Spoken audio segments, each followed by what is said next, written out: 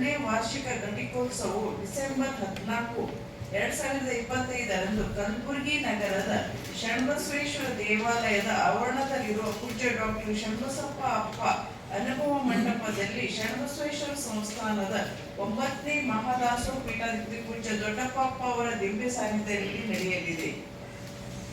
ಹಿರಿಯ ಕೃಷಿ ವಿಜ್ಞಾನಿ ಮತ್ತು ಧಾರವಾಡ ಕೃಷಿ ವಿಜ್ಞಾನದ ವಿಶ್ವವಿದ್ಯಾಲಯದ ಕುಲಪತಿ ಪ್ರೊಫೆಸರ್ PL ಪಾಟೀಲ್ ಅವರು ಮುಖ್ಯ ಅತಿಥಿಯಾಗಿ ಪಾಲ್ಗೊಂಡು ಘಟಿಕೋತ್ಸವ ಭಾಷಣ ಮಾಡಲು ಮತ್ತು ಘಟಿಕೋತ್ಸವದಲ್ಲಿ ಅರ್ಹ ಪದವಿ ಪೂರ್ವ ಸ್ನಾತಕೋತ್ತರ PhD ಪ್ರಶಸ್ತಿ ಪುರಸ್ಕೃತರು ಮತ್ತು ಡಿಪ್ಲೊಮಾ ಪಡೆದವರಿಗೆ ಚಿನ್ನದ ಪದಕಗಳು ಮತ್ತು ಪ್ರಮಾಣ ಪತ್ರಗಳನ್ನು ಪ್ರದಾನ ಮಾಡಲು ಸಮ್ಮತಿಸಲಾಗಿದ್ದಾರೆ.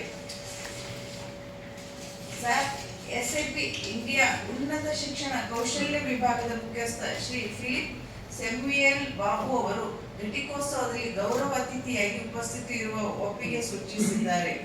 ವಿಶ್ವವಿದ್ಯಾಲಯದ ಉಪಕುಲಪತಿ ಪ್ರೊಫೆಸರ್ ಅನಿಲ್ ಕುಮಾರ್ ಬಿಡುವೆ ಸರ್ ಅವರು ಘಟಿಕೋತ್ಸವ ಸಮಾರಂಭದಲ್ಲಿ ಎಲ್ಲರನ್ನೂ ಸ್ವಾಗತಿಸಲಿದ್ದಾರೆ.